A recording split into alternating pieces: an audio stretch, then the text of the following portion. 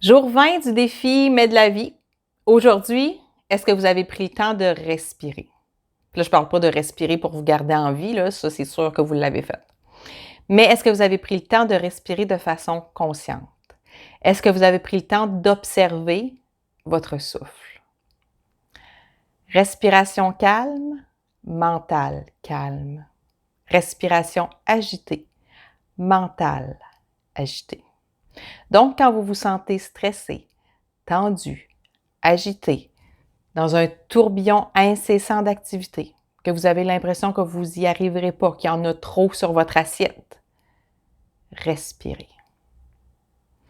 Il y a une tonne de respirations à pratiquer.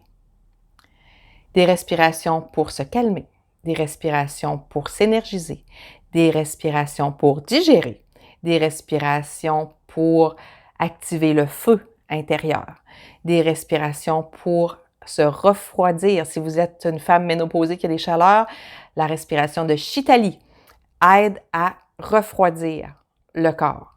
Il y a des respirations pour calmer le mental, équilibrer les deux hémisphères du cerveau, pour...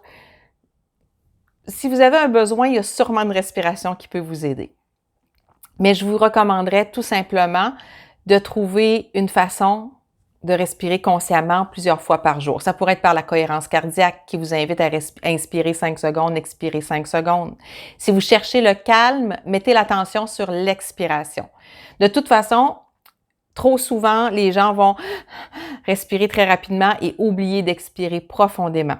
Si vous avez des maux de tête, expirez longuement, profondément. Si vous conduisez en voiture et que vous vous endormez, expirez longuement, profondément. Vous faites sortir le CO2, vous faites sortir les déchets, vous faites sortir les toxines et après, l'air frais pur peut entrer.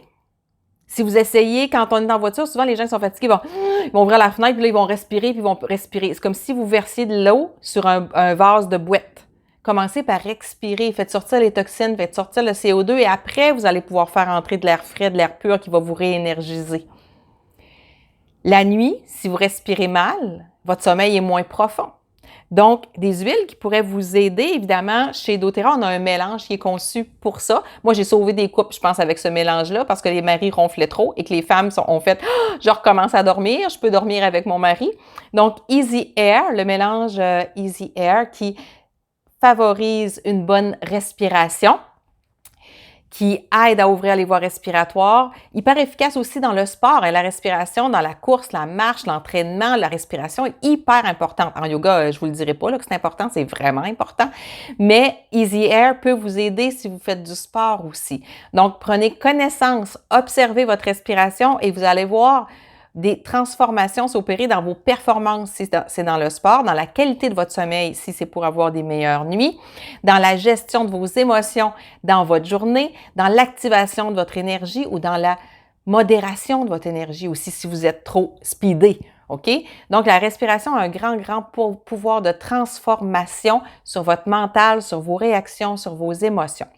Deux autres huiles qui pourraient être super intéressantes, le romarin et l'eucalyptus. J'adore commencer ma douche le matin avec le mélange, c'est pas un mélange, avec l'huile essentielle d'eucalyptus. Le matin, ça revigore, ça réénergise. C'est comme si on avait un spa dans notre salle de bain. Donc, eucalyptus, 4 petites gouttes dans le coin de ma douche. La vapeur monte, ça me fait une belle respiration avec des voies respiratoires bien ouvertes. Donc, ça réénergise le matin, ça me donne une belle... un beau mode d'esprit, un bel état d'esprit, en fait, c'est ce que je cherche pour grâce à l'huile d'eucalyptus, ça part bien une journée, ça part bien un matin. Est-ce que vous pratiquez déjà la respiration consciente? Est-ce que vous faites déjà peut-être de la cohérence cardiaque?